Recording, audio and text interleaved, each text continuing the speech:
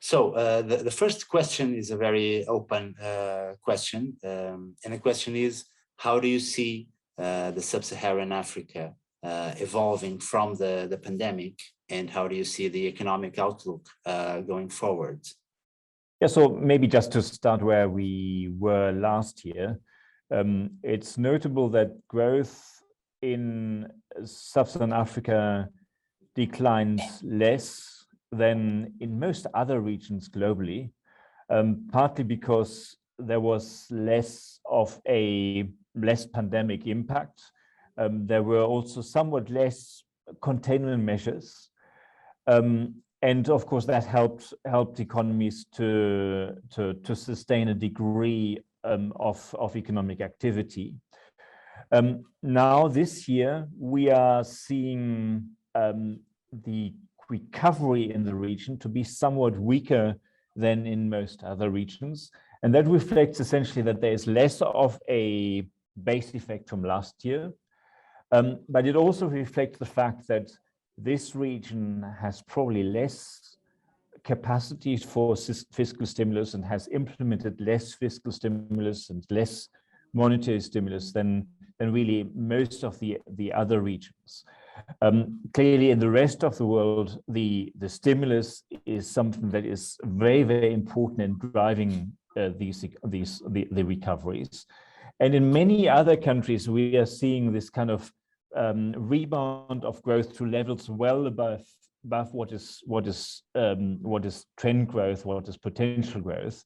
We are not seeing that in sub-Saharan Africa. We are expecting for sub-Saharan Africa in 2021 a growth level broadly around the potential, the long-term trend growth level, and then essentially more or less staying at that level in subsequent years. How important for this recovery is, on the one hand, the vaccine issue, and on the other hand, the SDRs that were issued by the IMF a few weeks ago?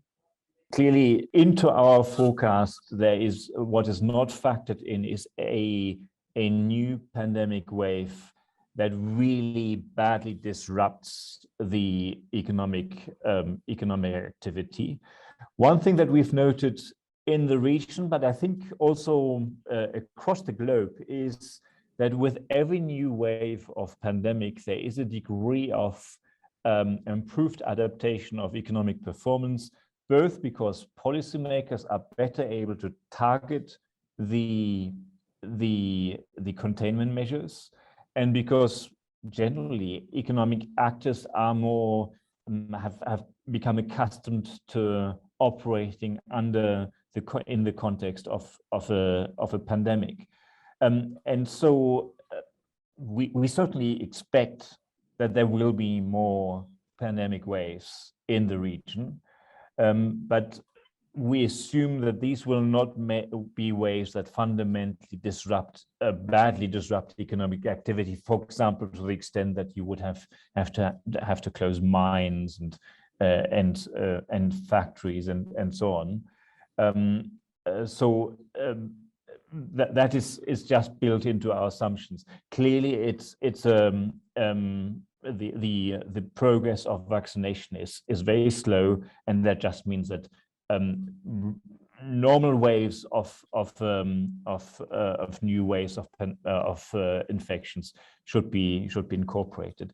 The importance of the special drawing rights of the issuance of the IMF, it's certainly providing additional liquidity. It's certainly helping governments spend money on rolling out the vaccines, on additional healthcare expenditure, and it's kind of reducing the pressures. They are most important that are really struggling because of financial pressures. Zambia, obviously, which is already in default, is in fact globally the one country that is getting most from the IMF SDR allocation in terms of relative to GDP. And certainly it's true that this is also a country that is in very severe financial difficulties, and so will be benefiting from that a lot. There are a number of countries in Africa in a somewhat similar situation, but more broadly, the impact is a bit more limited. The overall impact of overall IMF support this year relative to GDP and median for the countries that we cover in the region is around 1.4% of GDP, which is a significant sum, but it's for example, it's far from covering budget deficits. It's far from covering gross finance needs. It's certainly helping in covering these fiscal pressures. Yeah, and you mentioned in Friday's webinar that it wasn't much different from the 1.1% that it was offered during the financial crisis. So one of the other things that you said last Friday was that the number of downgrades this year compared to the last year was far less than in 2020, which is of course normal. But I wanted to ask you, and this is like my final question, how do you see the ratings of the country going forward? I mean, I'm not asking you to say if Angola will go up a notch or down a notch, but in general, I'm assuming that you see blue skies ahead, but how blue are the skies, so to speak? Yeah, so I think there are still significant challenges for a number of sub-Saharan African countries, but I think what we are now seeing is a little bit more differentiation. Last year there was just one big shock that was hitting everyone, not all to the same degree, but there was one big shock that was negative, and so the direction could only be negative. Now we are seeing countries where in some cases the shock actually might have been less than previously anticipated, where growth performed stronger than had been feared.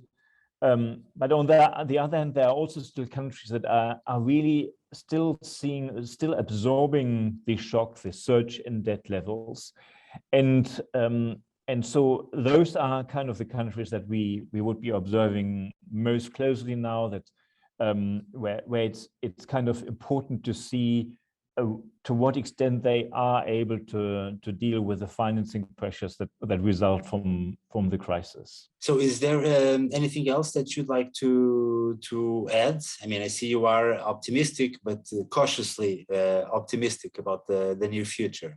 I'm not sure whether one would say optimistic. I think if we wanted to put an outlook on the region, there are still more negative outlooks than positive ones, so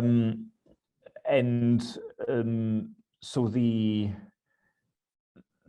direction is still with a degree of downside risks for the level of the ratings, but it's now no longer that there is only one direction. Now it's becoming a bit more normal that there is an upside. I mean, very importantly, we have had two positive rating upgrades, in fact, Gabon and Côte d'Ivoire, and certainly not to be excluded that there might be more. We have Benin on positive outlook, for example.